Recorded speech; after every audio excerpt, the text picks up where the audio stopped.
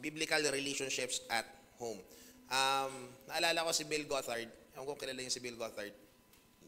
Si Bill Gothard yung isa may mga pinakamalaking counseling ministries sa US.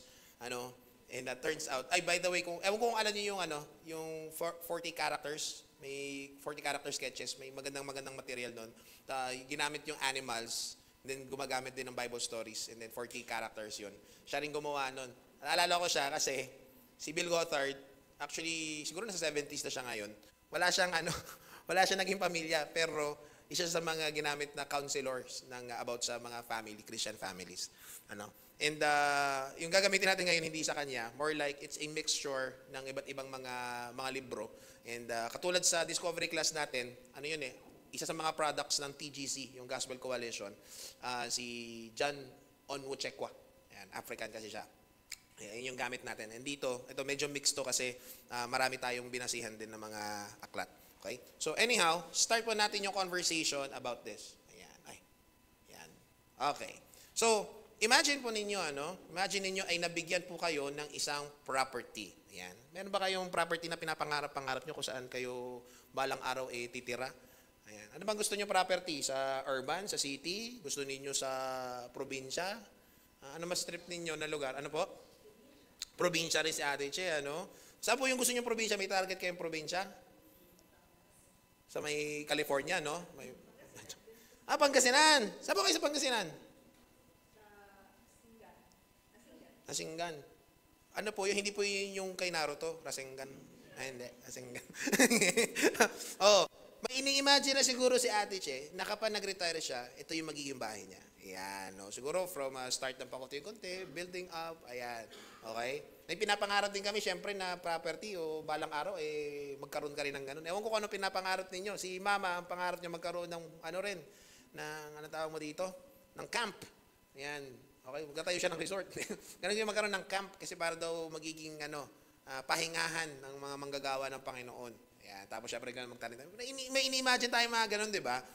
Imagine niyo ngayon na binigyan ka na ngayon ng property na pinapangarap mo. Ayan, okay? Nabigyan ka na.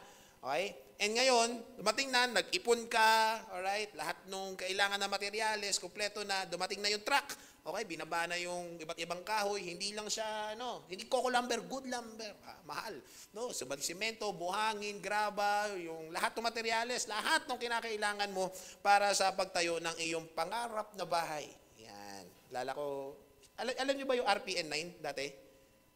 Abutan niyo ba yun? Ay, wala na. Yung kinukwento ko kay Hana, hindi niya alam yung RPN 9. Ay, DC-13. Yung Channel 4 na, abutan niyo ba yun? Ano ba yun? PTV4, ayan. Nandoon yung ang pangarap mong jackpot. Ayan, yung mga matanda na nakakaalam nun. Okay? Lahat ng pangarap mong jackpot, nakuha mo na, yan na, kompleto na, bahay na, magtatayo ka na ngayon sa pangarap mong property. Okay? And then, sinimulan mo na, kumuha ka ng martilyo, kumuha ka ng pako, okay? Tapos yung sa tingin mo pwede magtatagpi-tagpi, pinagdikit-dikit mo na. Ayan, you nail some words together because they look about right. You lay some pipes where you think the bathroom should go. Naglagay ka na ng pipe, sa tingin mo, ito kasi gusto ko magandang drainage. Tapos gusto ko yung pangarap ko galing CR diretso sa farm. Para yun yung magdidilig. You start putting up walls without checking if they're straight. Nilagay mo na lahat. Okay. Ano sa tingin mo yung mangyayari? Disaster. Meron yung isang vlogger na tinayo nila yung bahay nila nang walang architect kasi nagdepende sila sa contractor. Okay? Dahil marunong naman na hindi na kailangan ng architect. Okay? Ayun, nagtayo sila. Ay, nako, yung step hindi pantay. Pagkatapos yung ginamit na materyales, substandard. Tapos mauuntog ka kapag umakyat ka ng hagdan, mauuntog ka. Filipino height natin, hindi naman tayo matangkad, pero mauuntog ka pa rin kahit Filipino height. It's going to be a disaster. Unstable, it's going to be chaotic at delikado. Biro mo, makakita ko ng bahay, yung mismong pundasyon, ibig sabihin yung buong bahay nandoon, nakadepende doon sa pundasyon. May crack yung mismong pundasyon. At kita mo, hollow yung pundasyon. Ay, nako, delikadong tirhan yun. Bakit? Ano problema? Yan, walang blueprint. Yung iba kasi iniisip makakatipid. Sabi nga ni Kuya Frank, kakatipid. Lalong napapagastos, mas lalong nakapalaki yung labas ng pera. Kasi walang blueprint. And mga kapatid, yung pagdating sa pamilya po, ganyan din po yung nangyayari. Our culture today is trying to build without a blueprint. Ha? Family is whatever we want it to be. Marriage is just a piece of paper. Nakarinig na kayo niyan? Ha? Sabi nila, di naman ganun kahalaga yung tungkol sa pag-aasawa. It's just a piece of paper. Okay lang yun. Sabi nga ganun. Ha? Kaya, bahala-bahala na, basta ang mahalaga, nag-start ka ng pamilya mo.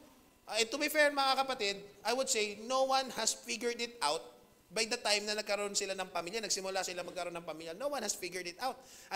But, it will be stubborn of us, to start a family without a blueprint, without a plan. Okay? Sabi ni John MacArthur, secular commentators now claim that traditional family is not even realistic anymore. At nakakatakot yun. Alam niyo kung bakit? The more tayong fino-form yung mind natin, na yung family is according to you, depende kung paano mo siya binubuo, it will be scary kasi we are removing the picture of God from our family. Inaalis natin yung original design na ginawa sa atin ng Panginoon. At ano po naging resulta dahil dyan? Okay? Broken homes. Nung bata ako, dati, dito actually, school ko to noon, preschool. Dito ako nag-nursery, kinder, prep. Meron pa noon. Wala pang kinder 1, kinder 2 noon. Sino nag-kinder 2? Siya na nag-kinder 2 ata kung hindi ako nagkakamali. Ay, hindi ka ba nag-kinder 2? Kinder 1 lang. May prep pa sa edad niya? No? May prep? Ay, ganon? Nursery? Wala ng prep. Ang dami naman. Nung bata ako dito, pag binanggit mo na, broken home. Broken pa. Anong sabihin nun? Ibig sabihin, hindi kompleto yung pamilya, mayroong isang absent. Kasi walang tatay. Alam niyo yung reaction ng mga teacher at saka ng mga klase mo, kuwawa naman. Ngayon, wagka nung high school, nag-college na ako, normal na lang. Sino the broken family? One of the club. Pag kami, nakakasama kami ng mga boys, sabi ko, sino ba dito kompleto ang pamilya? Naku, sobrang konti. It's a result. Starting a family without a blueprint. Broken homes. Yung mga kabataan, di nila alam kung anong direction yung magiging buhay nila. Di nila alam kung ano yung paano maging anak, kung paano yung pagiging magulang. No? At nagkakaroon ng tinatawag natin, di ba, na generational problem. Deep relational pain. At isipin nyo na lang, alam nyo po ba, na marami pong tao na kaya nagkakaroon sila ng struggles in their adult life, it's because it started a problem in the home. Marami yun. Nung naka-attend ako nung conference, walang paltos, lahat sila.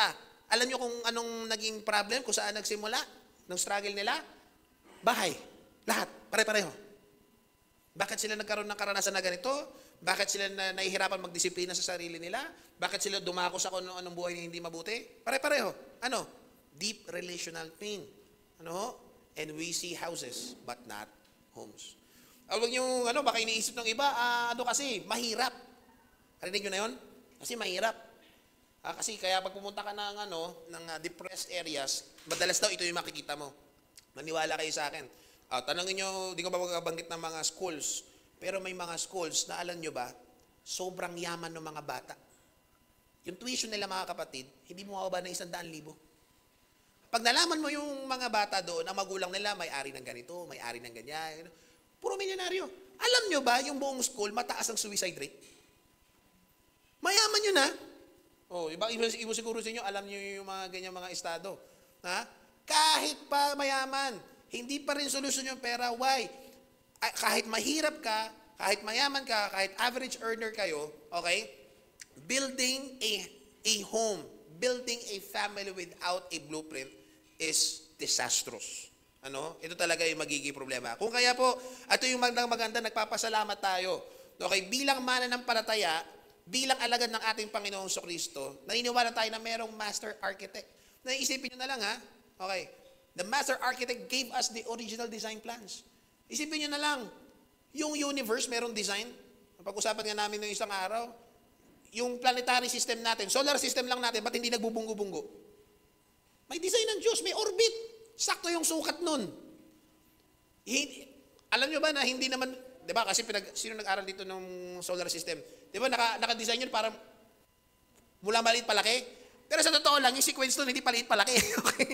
Pati yun, nakadesign maayos. Yung body natin, pare-para yung design. Kung ang Diyos, may design sa buong creation, may design kung paano yung sistema ng katawan mo, yung system ng planets ay umaandar, tumatakbo, how much more the first institution na tinayo niya? Meron ding design. Meron ding plano. And so, as Christians, as followers of Jesus Christ, we have to go back to the original design. Para nang sa ganun, masunod natin yung kalooban ng Panginoon sa bahay natin. Meron ba ito susunod? Ayan, okay, tama. Okay. So, itong buong series natin, ito yung mga bagay na mapag-uusapan natin, that family was God's idea, not man's. Okay? Kaya hindi tayo magre-refer. Ano bang idea ng tao? Anong opinion ng tao? Anong masasabi ng tao? No, because the institution of family ay disenyo ng Diyos. And so we will go back to God. Okay? When we follow His grand design, His original design, the home becomes, a place of blessing and a powerful witness to the world. Alam nyo ba na supposedly, ang unang-unang representative ng Diyos sa lupa, family. Kaya ang tawag sa church, family. Kasi yun yung original design, ang mag-witness, representative ng Diyos sa lupa, ang tao, ang family. Okay? And so kaya pag nasunod natin yung design ng Diyos, biyaya ng Panginoon. Yan.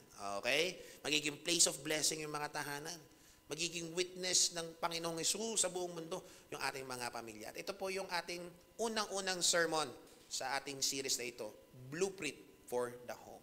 Yan. Okay?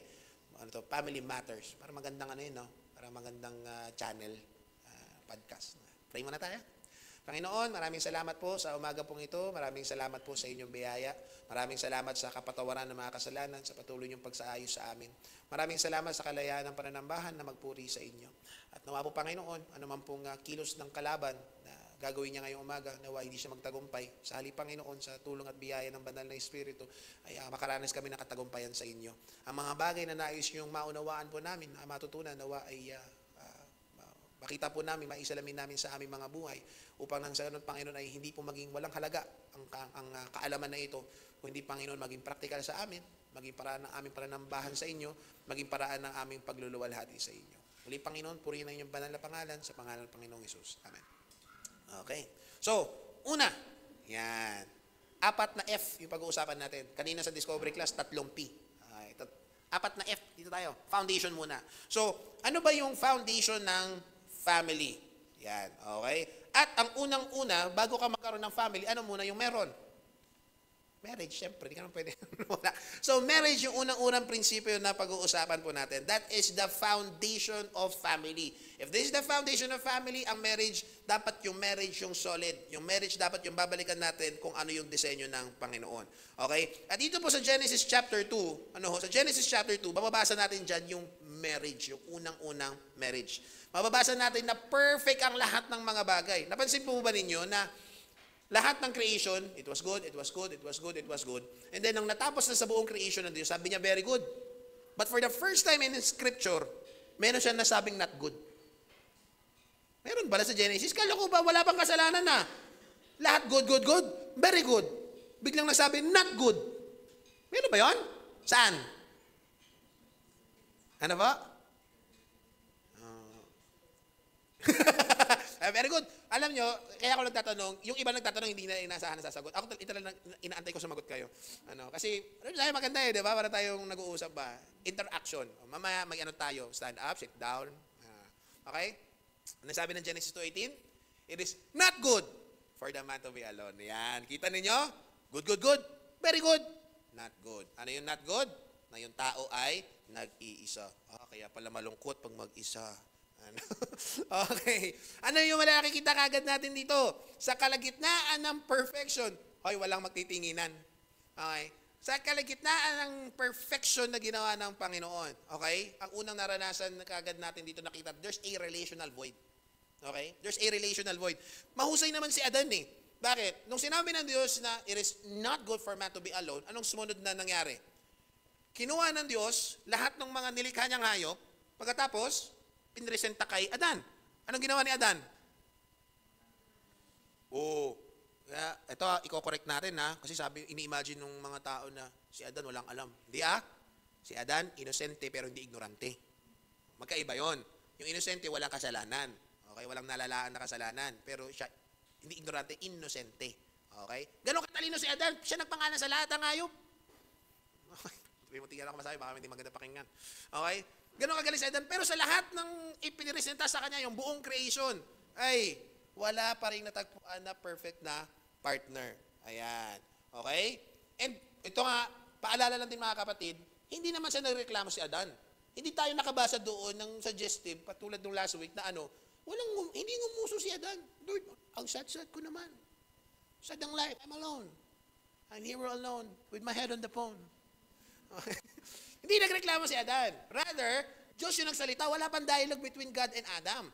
It was God's sovereign assessment. Adan, ay kulang. O, kailangan kukumpletuhin natin yan. Malungkot pag ikaw lang mag-isa. Anong ginawa ng Diyos? Pinresenta. Okay? Pero, para hindi malungkot si Adan, ano binigay ng project? O, Adan, magbisi-bisi ka muna. Pag nabisi ka, makalimutan mo yung kalungkutan mo. Ano yun? Addict? Hindi. Okay? Hindi rin binigyan ng pet. Bigyan ng pet para masaya. Ngayon, dati ang pet, aso lang. Ngayon, ang pet, iba-iba na eh. Meron ng pati sawa, ginawang pet. Pati yung, ano yung may tinik-tinik na parang daga? Porcupine. Pati yun, pet na eh. Hindi binigyan ng pet si Adan para masiyahan siya, mawala yung kalungkutan. Ano binigay sa kanya ng Diyos? Binigyan ng tao. Ayan. At yung binigay niyang tao, saan kinuha? Binibilisan na natin kasi alam niyo naman tayo, kinuha sa tagiliran. Tadyang. Ayan, tadyang. Okay. Galing sa tadyang. Bakit sa tadyang? Anong sinisimbolo nito? Sinisimbolo that she is not subordinate para apak-apakan. She is not also a superior para siya yung magpanginoon sa kanya. Hindi siya yung mag-boss amo. Saan siya galing tagiliran na ibig sabihin, partner, equal, galing sa tagiliran, dapat katabi, side by side. Okay? Malapit sa puso. Kaya doon kinuha sa tagiliran. Hindi sa baba para apakan, hindi galing sa bandang ulo para maging bossing, ginawa sa tagiliran kasi equal partner, malapit sa puso para mahalin. Yan. Okay? Kaya sa tagiliran, sa tadyang nang galing. Okay? Hindi dahil sa kinuha sa tadyang, kasi dito kailangan ni Adan yung tadyang eh. Kaya kumuha doon ng Panginoon. Hindi yon. Okay? Genesis 2:24, therefore shall a man. Okay? Dito na tayo magbabase natin. Paano nangyari yung marriage dito? Therefore shall a man leave his father and his mother and shall cleave. O, nilagay ko na yung translation ng cleave para madali. Bonds, joins, holds forth. Yan. Okay? Ibig sabihin ng cleave. Cleave unto his wife and they shall be one flesh. So dito tayo. Ito yung foundation natin. 3 foundational verbs. Ano yung unang verb natin? Leave. Parang di magandang verb yun pero yan yung verb. Leave. Ano na ililive? A man shall leave his father and mother. By the way, ang sabi kasi yung marriage daw, wala naman daw nangyari. Gawa lang daw ng tao yun. It's a social construct. That's not true. Bakit? Meron bang magulang si Adan? Ibig sabihin, nung sinabi ito ng Panginoon, binibigyan na kagad tayo ng policy kung paano mangyayari yung marriage. Wala naman si nanay at tatay. Ganon din naman si Eva, wala naman nanay at tatay. Pero binigyan na tayo ng a man shall leave his father and mother. Bakit? This is the public act of creating a new, distinct family unit. Lalabas ka na sa bahay, hindi ka na dependent sa magulang mo, kasi ikaw magsisimula ng bagong kaharian mo. Hindi pwedeng dalawang hari sa loob ng isang kaharian. Hindi pwedeng dalawang reyna sa loob ng isang kaharian. Kaya magsa-start ka na ng bagong kaharian mo.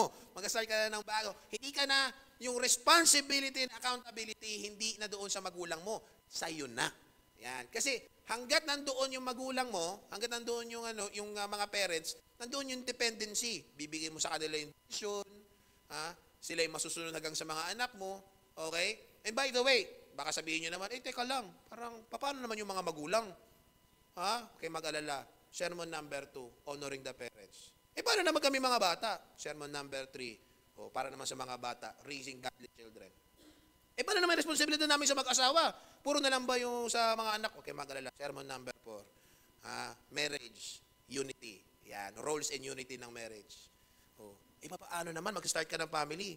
Hindi ka pa ganun kahanda kasi may mga unsettled past. Sermon number 5. Alam nyo, healing family wounds. Yan. Okay? Kaya perfect. Sana hindi ako kulangin sa oras. Kasi 4 points lahat. Hanggang 5 points. Okay? Sige. So, ikaw ngayon, mag-start ka na ng bagong family. Kaya, you leave your family. Hindi siya masama. Okay? Anong nangyayari? Your primary loyalty shifts from your parents to your spouse. Yan. Lilipat na. Dati talagang kahit ano sabihin ng mga tropa mo, kahit sinabi pa ng girlfriend or boyfriend mo, babalik at babalik ka sa magulang mo. Bakit? Sila yung number one sa'yo. Sila yung number one na love mo. Pero from loyalty to parents, it shifts to the spouse. Ulitin ko ha, hindi lang kaibigan. Girlfriend or boyfriend pa lang. Okay? Ang loyalty pa rin sa magulang. Yun yung number one na loyalty. Okay? Ngayon, pag nag-leave ka na sa parents mo, ang loyalty, sa spouse na. Okay? Siya na yung primary. Secondary na yung parents. Ano natin yan sa sermon number 2. Okay? Pangalawa, after mo mag-leave, cleave. O, kanino ka mag-cleave? Okay? He shall hold fast or cleave to his wife. Yan. Okay? Doon ka na ngayon, lagi yung kasama ng asawa mo. Okay? Doon ka na lagi ang ano mo sa kanya, ang love mo, ang heart mo sa kanya, wala nang iba. O, kaya yung mga kalalakihan, mga kababaihan din, kasi I'm speaking on the behalf of men eh. O, kapag hindi ka pa ready mag-live and cleave, huwag muna mag-asawa. Okay? And sa totoo lang, huwag ka muna mag-girlfriend and boyfriend. Kasi bakit? Kailangan ready ka na mag-live and cleave. O, alangan para saan pa ba magsusyota-syota? Totoo lang, hindi ko alam saan nanggaling yung word na syota eh. Ang sabi nila, galing daw yun sa word na short time. Kaya pangit. O. So, pag mag-girlfriend boyfriend ka, siguraduhin mo na pang-live and cleave na yan. Yan. Okay? O. Tsaka hindi ka na nanghihingi. O. Ano ka, huwag kayo masaktan ha. Yung mga nag-girlfriend and boyfriend, tapos nanghihingi pa rin kayo sa magulang nyo. Aboy, teka lang. Ikaw naglagay ikaw nagdagdag yan sa buhay mo, tapos papasagot mo sa iba. No. Hanggang nagkaroon ng anak, iba pa rin sumagot. Ha? Hanggang dedication, nag-college na lang. Okay? sa mga magulang mo pa rin pinasagot. Okay? Hindi na. Live and cleave na. Okay? He shall hold fast. He shall cleave to his wife. This is the covenant. Ilang beses natin napag-usapan yung covenant, no? Covenant act na ito. Okay? May kasunduan na kayo ay nagtitipan sa isa't isa. Wala nang iba pa. You're not considering anyone else. And ito ha, yung ibig sabihin ng cleave, ito, glue. To be glued together. Yan. Para kayong, ano tawag sa twins na ganun? Joint twins. Yan. Okay? Glued together na kayo. Huwag kayong magdidikit ng iba, kayong dalawa lang. Okay? Baka yung iba naman na sobrahan, masyadong sticky. Okay? Glued together, kayong dalawa lang po. It means to be permanently bonded. Permanent, ha? Okay. Kaya ano sabi? For richer or for poorer, in sickness and in health, till death, do us part. Nakakaingit si Adan tsaka si Eva, no? Kasi nagkasal sa kanila Diyos. Oh, ay, nako, napakaganda. Panginoon, nagkasal sa kanila, oh. Oh, naalala ko si Tita Jules. Okay na, Tita Jules, kwento ko ng prayer meeting, ha? Ayan. Nagkukwento si Tita Jules about her condition. Okay, baka, syempre, sabi niya, matanda na kami, ganyan-ganyan. Tapos, tumingin siya kay Tito Levi, pero hindi ko ito iiwan. Isasama ko to. Kung sakasakali, isasama niya. Ganun sana. Walang iwanan. Ha? Kung mawawala ka rin. Wag naman. Joke lang ha. Joke lang. Kasi nag-meeting kami doon. Ay, nako. Okay? So anyway, alright? You are permanently bonded na. You will not consider anyone else. Kaya, next time natin pag-uusapan yung divorce. Pero, kaya, hindi talaga kalooban ng Diyos yung divorce. Okay? But next time natin pag-uusapan yung principles niyan. Okay? This is not a temporary contract. It is a lifelong covenant. Hanggat buhay. O, pwede ka lang mag-consider ng iba kailan pagpatay na. Pero huwag mong patayin. Ang ko-consider. Bawal yun. Kasi nga, permanent bonded na kayo. Okay. Then, pangatlong verb ng ating foundation is becoming one flesh. Leave, cleave, become one flesh. Pasensya na, hindi magra-rhyme. walang saktong rhyme talaga. Sinabukan na natin. They shall become one flesh. This is the intimate act of creating a new unity. Physically, emotionally, and spiritually. Yan. Hindi mo lang iniisip ngayon yung sarili mo. Dati, pagka food trip ka, iniisip mo lang, magpaparis ka. Ha? Ngayon, pag mag-food trip ka, mag-steak ka na. Kasi may kasama ka na. Dati yung iniisip mo lang, malungkot ako, iniisip mo, stress ako. Hindi. Ngayon may asawa ka na, iniisip mo rin yung asawa mo, stress ba yung asawa ko? Kamusta ba yung emotional state ng asawa ko? Kasi you are one flesh. No, pag mabigat yung damdamin ng asawa mo, mabigat yung damdamin mo. Pag masaya yung asawa mo, masaya ka din. Pag umiyak yung asawa mo, tawanan mo. Kasi para mabalanse. Okay? Ganun din spiritually. Okay? Kaya, yan, kami ni Hannah, one flesh kami. Okay? kinakailangan nakikita ko na lahat ng paplanuhin ko sa buhay, kasama siya. I cannot picture anything in this world na hindi kasama si Hannah sa picture. Kahit ano mangyari, kasama at kasama na. Why? You become one flesh. Kaya yung damit namin lagi magkakulay. Nagpapasalamat ako. Kasi bakit? Kita nyo, yung damit ko, lagi kami magkakulay. Pag yung pantaas ko, iba sa pantaas niya, yung pambaba niya, kakulay na pantaas ko. Kasi one flesh na kami. Okay? Yan na. Nag-iiba na. Kaya, ito huwag kayo masyadong excited sa mga ilan. Huwag kayo mag-alala. Pagka finally, one flesh na kayo, ay talagang wala ng hiwalayan. Hindi yung katulad ng girlfriend, boyfriend, may turn up. May off button. Takas-takas ka. Hindi pwede kasi nagiging one flesh na kayo. Okay? What's our aha? This is the foundation. This is not a cultural invention, but a divine institution. Okay? Hindi ito gawa-gawa lang ng This is not a social construct katulad sinasabi ng iba. This is a divine institution. A covenant between one man, one woman, one lifetime. Okay? One man, one woman, one lifetime. Kaya lalaki at babae lang din ang kinakasal. This is God's unchanging blueprint for the home. And it works because this is the blueprint. Pag hindi nyo sinunod, yung 3 foundational verbs na sinabi doon sa Genesis 2, ay lintik talaga. Kailangan, gets mo, you live, you cleave, and you become one flesh. Okay. Second, okay, ano yung una? F? Foundation. And what is the foundation of family? Marriage. Very good. Okay. Yung marriage, ano yung 3 foundational verb natin? Live. Yan. Okay, madali na. Pwede na kayo mag-preach sa ibang church. Yan na. Okay. Sunod na F natin, function.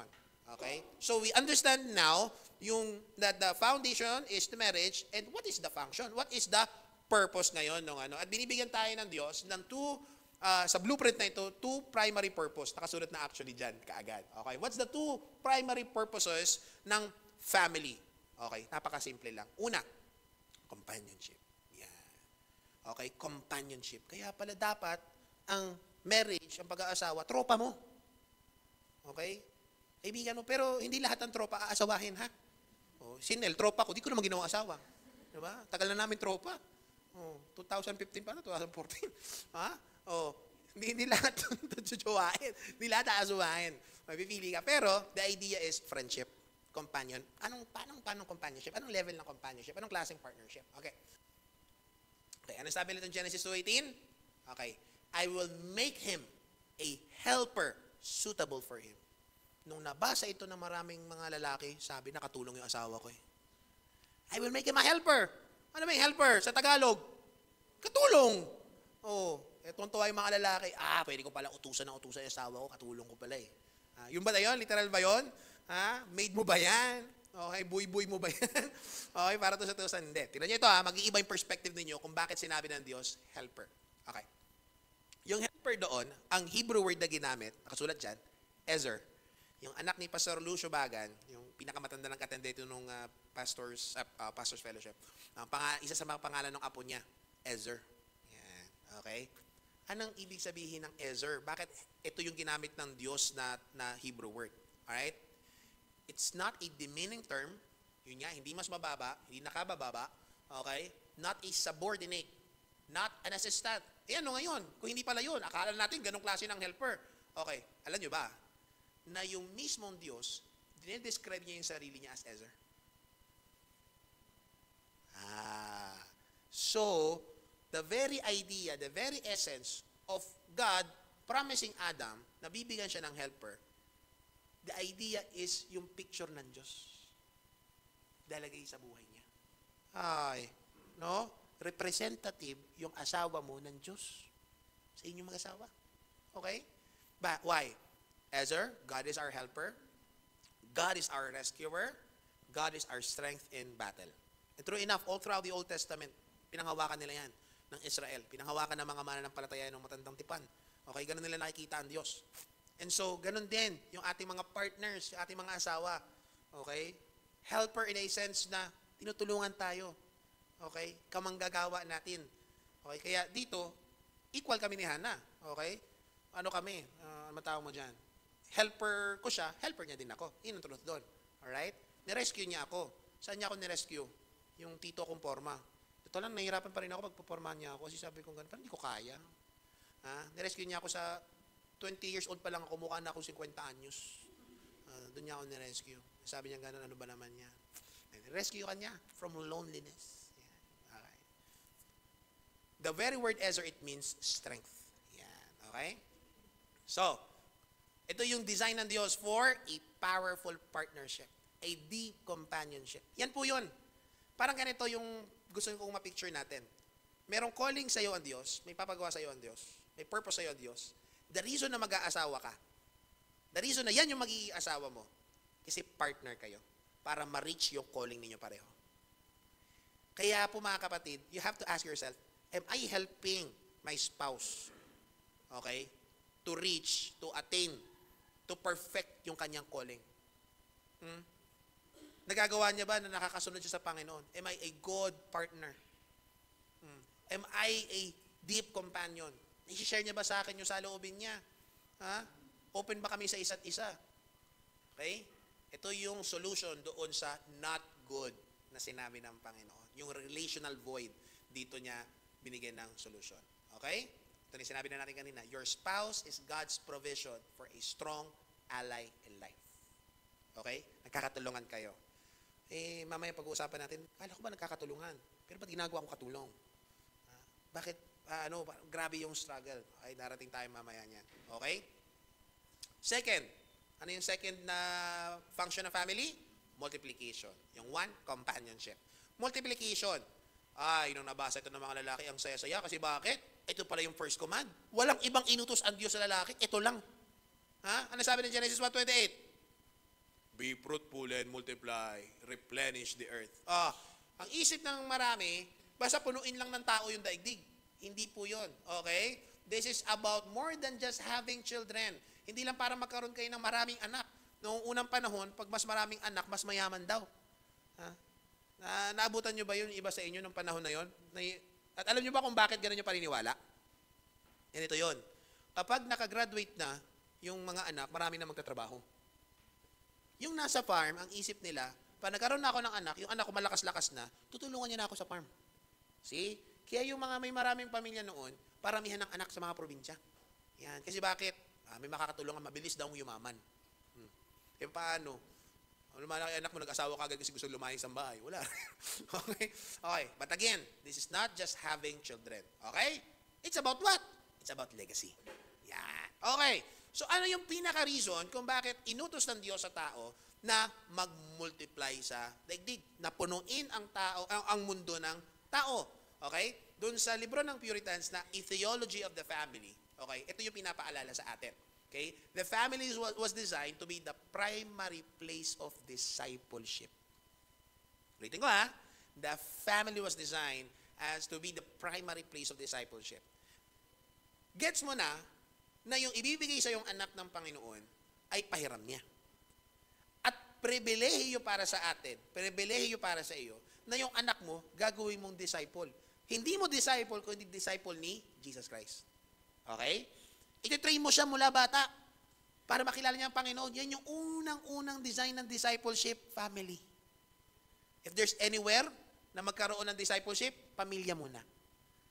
Kaya nga anong sabi ni Apostle Paul, yung sa requirement niya sa mga pastor, pag yung pastor, hindi niya mismo ordered, hindi orderly yung bahay niya, hindi niya na-disciple yung sarili niyang bahay, dapat hindi siya magpastor. Bakit? Bibigyan mo ng i-disciple na iba, yung sarili niya dapat unang di-disciple, hindi niya na-disciple. Hindi ka lang. Okay? That's the reason for it.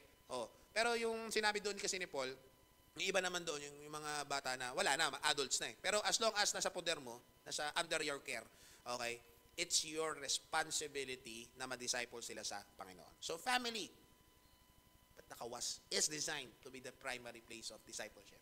It's a spiritual greenhouse. Ano yung greenhouse? Diba, maglalagay ka ng greenhouse, madalas plastic yun na makapal. Para nang sa ganon, kahit na-change yung weather sa labas, nagbabago yung weather condition, nakokontrol mo yung temperature sa loob. Yun ang magiging state. So, originally, the original design is, the family is a spiritual greenhouse where faith is nurtured. Kahit nagkakagulo na yung mundo, iba na yung kultura ng mundo, iba na yung sinasabi ng society, okay? as a Christian family, as believers of the Lord Jesus Christ, the family is the spiritual greenhouse. You train inside. Kayo nagbibigay ng kung ano ba talaga yung pagkakilala sa Panginoon, ano yung tamang pagkatakot sa Panginoon. It's the family. Yan yung original. Okay? Children are raised in knowledge and love of the Lord. Okay? And to be honest, no, I believe na yung church, again, it's a form of family. Kumbaga, niligay yung institution ng church para mapunuan yung pangangailangan dahil iba na nga yung direction ng families ng mundong ito. So, in a way, okay hindi ko minamalit ang church. Kasi ang church, yan yung authority na binigay ng Panginoon under heaven. But, okay, it's like, ito yung band-aid ng Panginoon para nang sa ganun malagay yung will niya. That's why we have children's ministry, we have discipleships, we have worship service, itong mga bagay na ito. Kasi ito, ginagawa natin ngayon is a form of discipleship. Okay? Yung discovery class, it's a form of discipleship. Okay? Kaya pinag-uusapan natin yung prayer. Okay, sa mga nag-a-attend. Ano yung first part dapat ng prayer natin? We want His reputation, His honor. We want His kingdom. Okay? We want His ruleship. We want His will. Yun yung first part. Kasi bakit? Ang sakit ng tao, selfish. Ang gamot sa selfishness, focus on Diyos. Oh. After mong magawa yung first part, which is God-centered prayer, next part is people-centered prayer. Oh. 4 yung pagpe-pray mo. Provision, daily bread. Our daily bread. The prayer is communal. Second na ipapipray mo ano? After the provision, pardon. Oh. Okay? Forgive us of our debts as we forgive our debtors. Nakalagay our. Tayo rin yun. Nagpapatawanan tayo sa isa't isa. Pangatlo. Parang pang-apat natin protection. Ay, pangatlo ba? Oh. Protection. Oh. Ba't kaya proteksyonan? Lead us not into temptation, but deliver us from evil. Kasi alam mo may na. Ano yung prayer mo? Sa sarili mo lang din? Hindi. Ano? Lead us. Deliver us. Yung Lord's Prayer, it's a communal prayer. Oh, kita nyo na? Diba? So, we pray. And ito yung church ngayon, ginagawa natin, nagiging ano siya, nagiging family. That's why we do this, discipleships. Next year, ayan, discovery class, yung worship service, gagawin natin discipleship programs. Actually, this is discipleship programs. Okay? So, ayan. Our ahas. Okay. This was the beautiful design. Ano yon? A loving, committed partnership that reflects God's image to the world by raising up a godly legacy. Yung magulang, gets nila, yung live, cleave, one flesh. In the Lord. Anong sumunod? Yung function, companionship and multiplication. Para lang dumami yung mga anak? No. Para lang may kasama ka? No. Para nang sa ganun yung legacy ng Diyos maipasa sa mga anak. Okay? Kaya yung Deuteronomy chapter 6, okay, you talk about God anywhere and everywhere. Anytime. Okay? Na ikaw, ready ka kung anong pwede mong ipaliwanag sa anak mo. Oh. Tapos ikaw mismo, you set an example, papaano yung pananambahan, yung behavior. Kung ikaw mismo, you are not behaving as you should. You are not living as you should. Ay, papaano mangyayari yung discipleship at home? Maganda yung sino bang preacher ito? Si Jay Jan ata. Hindi ko alam, baka mali ako. Okay. Sabing gano'n ng preacher na what would you like for your children, for your sons? Sabi niya gano'n. Sabi niya gano'n, do you want them na ganito, 1, 2, 3, 4, 5, ready for life, brave, courageous, faithful, loyal, prayerful? Tapos susunod niyang tanong, question, do you see that in you? Because you cannot expect the next generation na maging gano'n kung ikaw mismo hindi gano'n. Okay? So, you want to raise a godly legacy?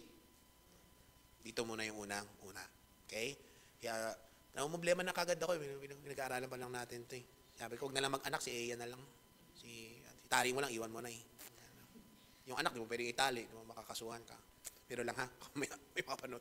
Okay? It was a perfect plan. Kaso lang, may nangyaring problema. Eto na tayo, pangatlo na natin.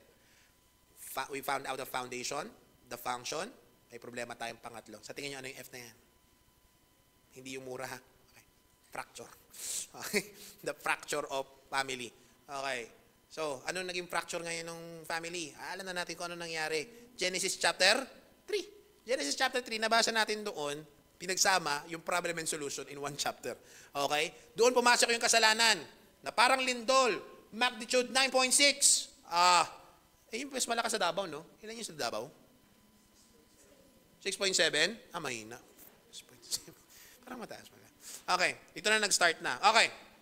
So dito sa Genesis chapter 3, nakita natin na it shattered God's perfect design and it fractured immediately and devastatingly yung families. Okay. Yung Genesis chapter 3, tunghayan natin na parang isang radio station. Yan, ginawa. Parang gano'n. Okay. Para tayong nandoon. Kunwari, nandoon tayo sa Hardin ng Eden, ha? Tapos nanonood lang tayo ng sine. Okay. Sabi ni Satan, did God really say? Kasi sabi nga ni Satan, di ba? Kita mo ba yung bunga? Sabi nung babae ni Eva, hindi daw pwede kainin yan. Pag kinain namin, walang pagsalangsang, kami ay mamamatay. Kaya sabi ni Satan, did God really say? Alam niyo yung mga taong pinagdududa kayo sa pananampalataya niyo, demonyo talaga yan. Did God really say? You can't eat from any tree in the garden? Ano sagot ni Eva? Ano? We may eat the fruit from the trees in the garden, but about the fruit of the tree in the middle of the garden, God said, you must not eat or touch it or you will die. Ngayon na nalaman yung accent nila ng Pilipino. Okay, you must not eat it. Dagdagan ni Eva. Okay, ano sabi ni Satanas? No! You will certainly not die. Sa katunayan, God knows that when you eat it, your eyes will be open and you will be like God, knowing good and evil. Yan, pinagduda na siya sa Diyos. Diba? Ayaw lang ng Diyos, pinagdadamot lang ng Diyos sa iyo yun. Yan, pag simula mo pagdudahan ng Panginoon, yan talaga problema yan. Okay? Ano na nangyari? Kinocontemplate na ni Eva. Eve saw that the tree was good for food, delightful to look at, that was desirable for obtaining wisdom. Ano ito? 1 John chapter 5. Lust of the flesh, lust of the eyes, pride of life. And then she acted on it. Nandyan yung temptation, ang kulang na lang, willingness. So she took some of its fruit and ate it. She also gave some to her husband who was with her, and Adam ate it. Binago ko ng konti yung translation, ha? Okay, kinain ni Adan ngayon yung pinagbabawal. Bakit ginawa rin ni Adan? Ay, nako. So, anyway. So, the man and woman who were naked and ashamed, living in perfect harmony, ano na nangyari? Are now hiding from God and from each other. Why? Anong na-realize nila? Then, the eyes of both of them were opened. And they knew they were naked. Nakita nila na, nagkaroon ng mali siya, nakahubad pala tayo. Nakita na nila yung kahubaran ng isa't isa. Nakita na nila yung pwedeng magkailangan sa isa't isa. So, anong solusyon ginawa nila? They sewed fig leaves, igos, together and made coverings for themselves. Yung ginamit nilang damit una, dahon ng igos. Pag nakita nyo yung dahon ng igos, mamangha ka, anong ba naisip nila? Bakit nila naisipan nung ninunon namin na magtahin ito? Gaano kalito, siguradong malalanta ito. Anong unang-unang nangyari? Problema. Anong unang-unang casualty natin? Okay? Relational unity. Yung relationship ni Adam and Eve, yung relationship nila sa Diyos, sira kagad. Isaiah 59:2, anong sabi doon? Dahil sa mga kasalanan natin, we are separated from God. And so our prayers, hindi dinidinig ng Diyos. Okay? From relational unity to relational disunity. Okay? Then Adam and Eve heard the sound of the Lord God walking in the garden at the time of the evening breeze. Dumating na ang Panginoon. And they hid from the Lord God. Alam nila kasi may pagkakamali. Alam nilang may hindi dapat makita eh. Among the trees of the garden, doon sila nagtago-tago. Nagtago-taguan pa yung dalawa. Anong sabi ng Diyos sa kay Adan? Where are you? Ang sagot ni Adan, I heard you in the garden, and I was afraid because I was naked. So I hid. And the blame game begins.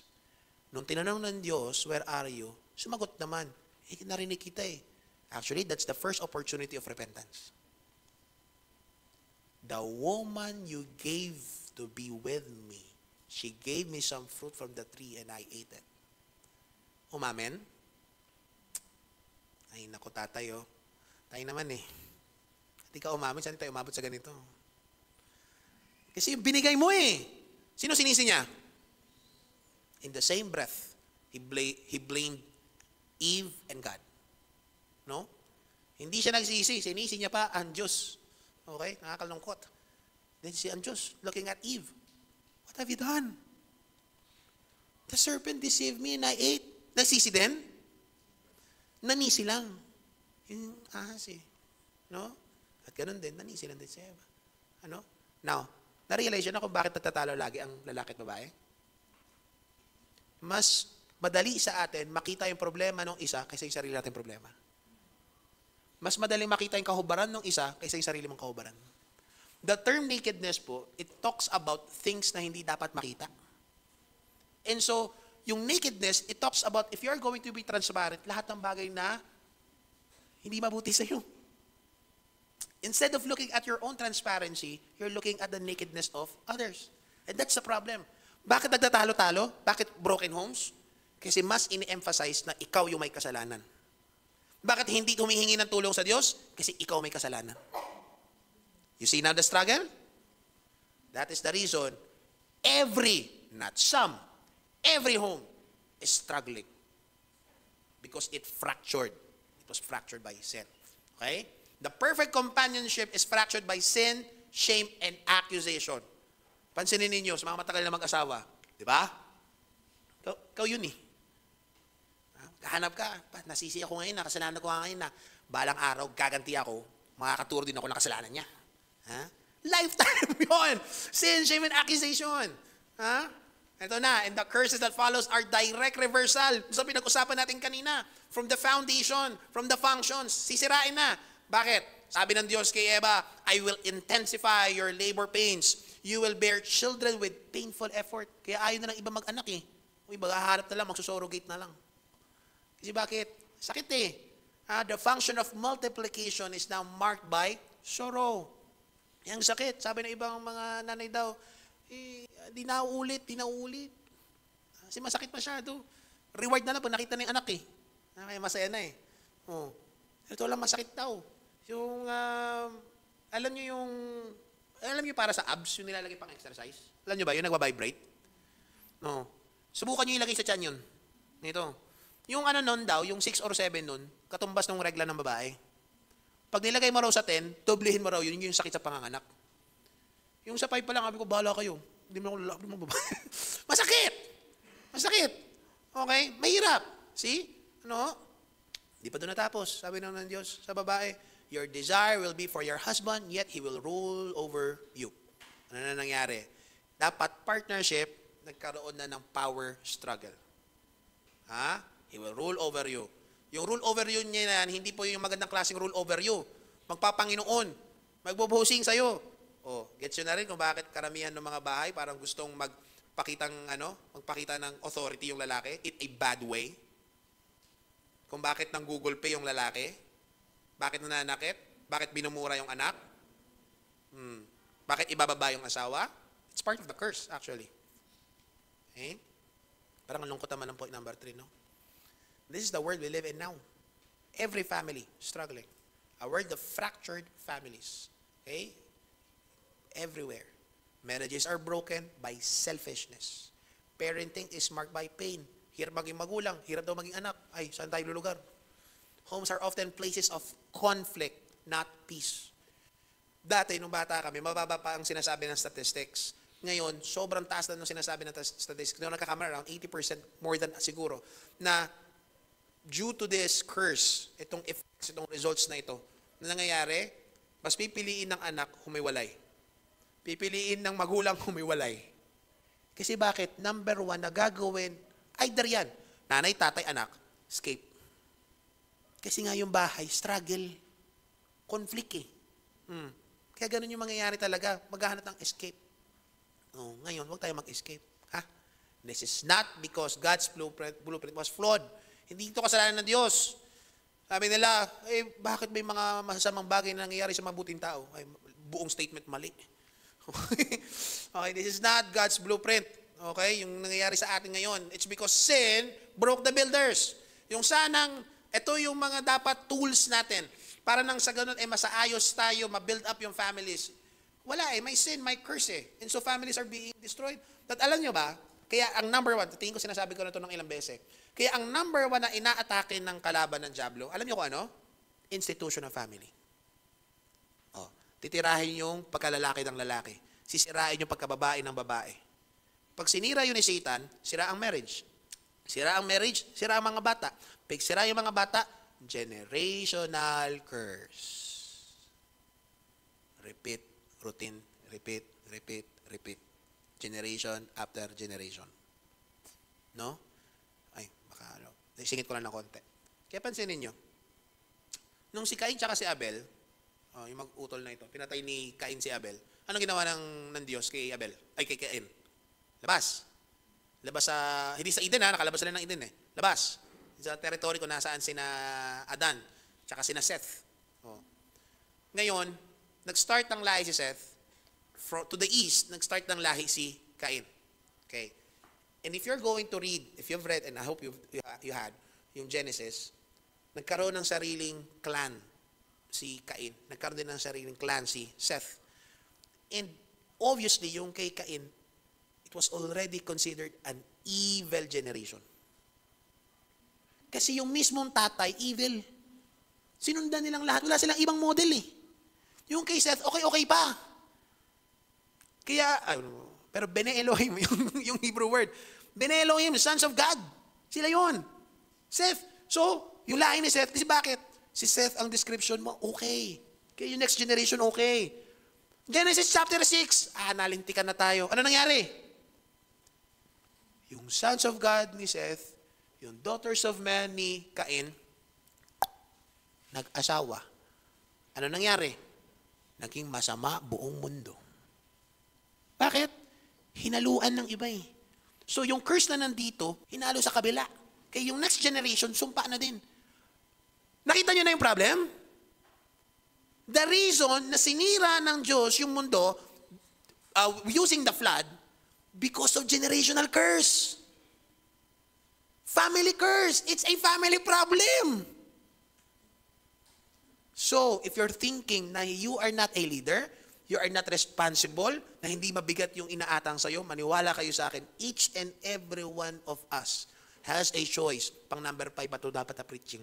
Pero we have the choice to either cut or continue.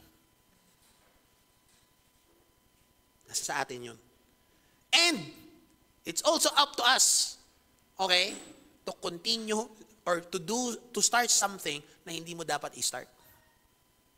Nakakuha natin? Ganun pala kabigat, no? Family lang. And I'm telling you, gugunawin ng Diyos ang buong mundo due to this same curse. Praise God, the story does not end there. Okay. Last. Ano sa tingin nyo? Foundation, function, fractured. Ano hinaharap ng isa pang F? Fix. Ay, salamat. There's a fix for the family. Ay, makahinga-hinga tayo ng kaunti. Okay. And the ultimate fix is Jesus Christ. Ako, ganda-ganda nito. Okay. Kaya matutulog Okay. Magkape kayo. Sige, kape kayo. Kaya matutulog. Okay. The ultimate fix is Jesus Christ. Okay. Ngayon, punta tayo ng Ephesians chapter 5. Ito ba? Tama. Okay. Sa Ephesians chapter 5, may binanggit dyan si Apostle Paul about the great mystery. Now, if you've read Ephesians chapter 5 is about husband and wife. Diba? Okay? Pagdating niyo verse 22, 23, nakakalimutan yung verse 21 doon. Basahin nyo na lang ulit kung bakit ko sinabi yan. Okay? It's about marriage. Now, ito yung kakaiba dyan. Alright. May great mystery na binanggit si Apostle Paul pagdating sa verse 32. Punta muna tayo sa verse 31.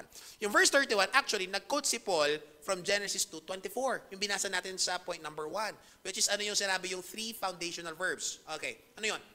A man shall cleave his father and mother and cleave to his wife, and the two shall become one flesh. Now, bigla mag-iiba. 31, quoting Genesis 2:24. Pagdating sa verse 32, biglang mag-iiba yung ihip ng hangin. Tingnan nyo Then, sabi ni Paul, the mystery is profound. Hindi lang yun yung sinasabi ko. Mayroong mas mabigat na dahilan. Mayroong mas importanteng dahilan ba't ko sinabi yan. And I am saying that Genesis 2:24 refers to Christ and the church. Ang galing. Yung Genesis 2:24 principle, live, cleave, one flesh. It's actually Jesus and the church. Yung iba, papaanong si Jesus at saka yung simbahan, yung marriage? Ay, pag nabasa nyo yung prophets, yung Old Testament, major and minor, pareho nandyan yan, ma-appreciate nyo lalo yung marriage. Kung gaano kahalaga at kung gaano nakakatakot. Okay? Alright? Basahin nyo yun. Maganda yan. Okay. Kasi dito po, pinapaliwanag na kaagad sa atin ng Panginoon yung original blueprint. The reason sinabi ng Panginoon yung Genesis 2:24, yung live, cleave, one flesh, okay, merong bigger picture. And what's that? It's the foreshadowing of the ultimate love story between Jesus and the church. Love story. Merong isang magandang choir piece eh. It's a love story of Christ and His story to us. If you tell about Jesus more than anything, it's a beautiful, wonderful, powerful story of love. No? It's a foreshadowing of a love story. Sino nakabasa yung Song of Solomon? Yung Song of Solomon. Yung iba siguro na weirdo nung binasa yung Song of Solomon. Nasa Bible to. Ba't ganito yung laman ng Song of Solomon? Ha? Okay? Actually, it also speaks about Jesus in the church. Okay. Ngayon, papaano na naging love story? Ano bang ginawa ni Jesus for the church? Ano yung attitude dapat ng church? Okay? Ito yung pinaka-ideya mga kapatid. Si Jesus ang groom. Yung church ang bride. Same level of commitment dapat yung relationship ng church tsaka kay Jesus Christ. Ganon din dapat yung attitude natin sa marriage. It's as if you're committed to Jesus Christ. It's as if you are committed to the church. Okay? Tingnan natin to, ha? Okay. In this relationship, God shows us how He fixes the fracture of sin. How? Una, Christ is the head of the church, of His body. Okay, nakakita na kayo ng katawan walang ulo? Okay, dyan, may tumatakbo daw dyan nung bata ako eh. Okay? Wala. Okay? Ang katawan, mayroong ulo. And the head of this body, of the whole universal body, is Jesus Christ. Okay? He is the ultimate husband. And how can we know that He is the ultimate husband? He loves His bride sacrificially. That while we were yet sinners, Christ died for us. He died for the church. He was so obedient unto the point of death. Huh? That's how much He loves the church. Ayaw niya yung church maputang imperno. Ayaw niya yung church ay magdusa sa kanila. And by the way, ang eternal life natin, hindi po nasa-start sa langit, ha? Siya nag-start ng eternal life. Dito. Dito pa lang. Marami ng bagay na gusto ng Panginoon na magkaroon tayo ng victory kasama yung problem sa family. Okay? He gave Himself up for the church. Ganun yung love. And this is a call for every husband, for every male.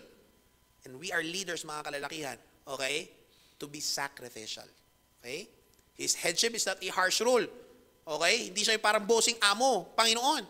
Okay? Hindi ganun klase katulad ng pinipicture ng mga pagano, ng mga hindi mananampalataya. Hindi ganun klase. Pansinin niyo yung ibang mga, yung maling tao, nabigyan niyo ng power. Ha?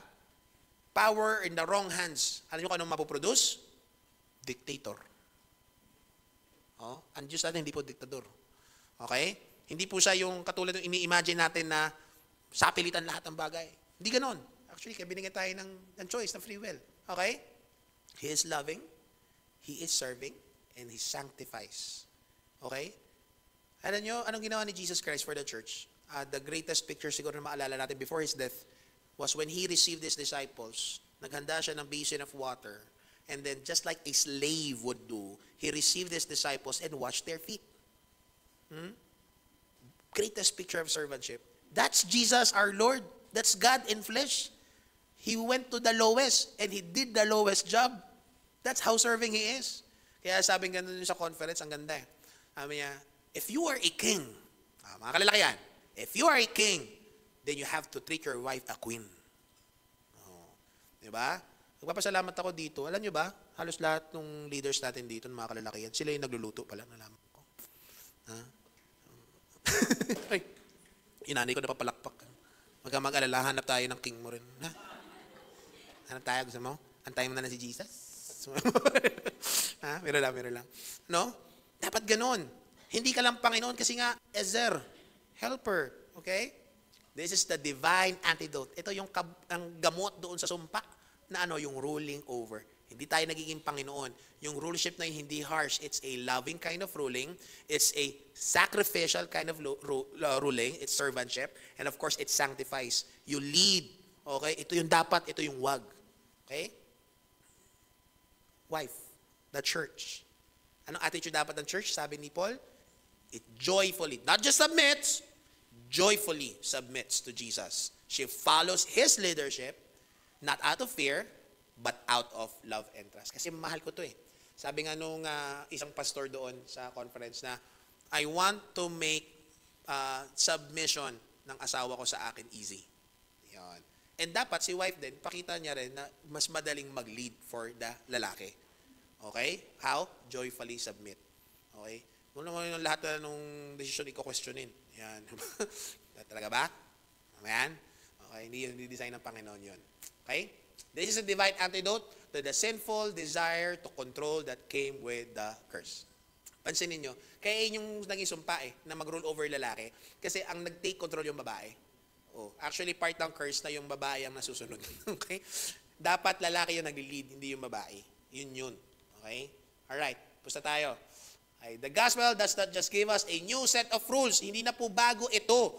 We are simply going back to the heart of God. This is just a new heart, a new power source that we are tapping. That's, untapped power kasi yun eh. Pinag-uusapan natin na ito. Sabi nga ni John MacArthur, Christ must be first in our hearts and families for any of this to work. Dapat, ito nangangarap tayo na umayos yung pamilya. Nangangarap tayo na umayos yung society. Ang unang tatargetin family. Kung si Satan na unang ina-attack family, pues ang unang sinosolve yung family. And if you want it to be solved, Christ needs to be in the family. Kaya sinasabi natin lagi na dapat si Jesus yung nasa kaligitnaan. Hindi yan maayos ng attend ka ng TED Talk, attend ka ng inspirational talk, attend ka dun sa mga mga alpha talk. No. Put Christ in the center. Unless Christ is in the center, that family will never be fixed. And gusto mo na maayos yung lead ng family, put God in the center. If Jesus is not in the center, that direction will go everywhere. Everywhere. No? Nalala naman ako isang, tama na. It is only through the power of the Holy Spirit that Christ's sacrificial love and the church's joyful submission become the new, redeemed pattern for our own homes. From the original pattern, a fractured pattern, now God is giving us a redeemed pattern. The relationship, the love story of Jesus and the church. Okay? Christ is the fix. He is the one who enables us to pick up the pieces and start rebuilding. Rebuilding po mga kapatid. Wala naman tayo makasabi ng perfect family. No? Pero merong rebuilding. Merong restarting. There's hope according to God's original design. The beautiful blueprint. Okay? So nag-start tayo kanina about pagtayo ng bahay ninyo. Ng pangarap mong jackpot.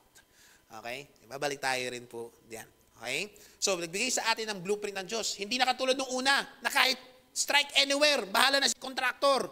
Hindi ganoon. Nagbigay na sa atin ng Diyos ng blueprint. Ano yung blueprint? He laid the foundation of marriage. He gave us the function of marriage or of family, which is companionship and multiplication.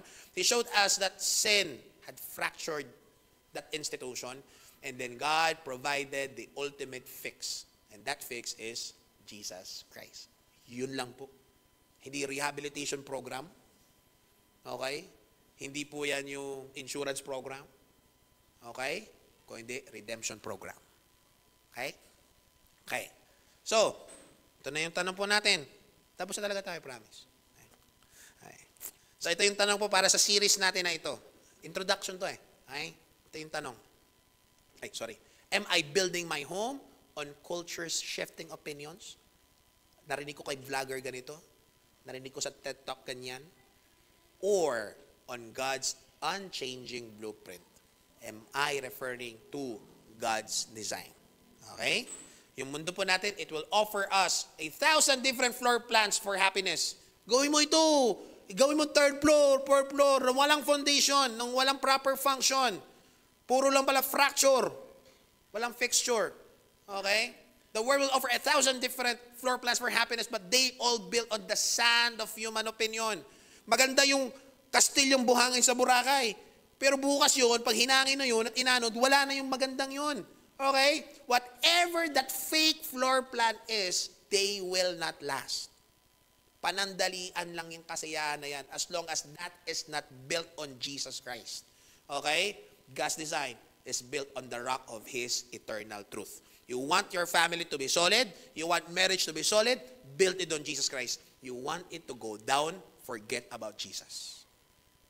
Okay? So, anong gagawin natin ngayon? Make a conscious decision.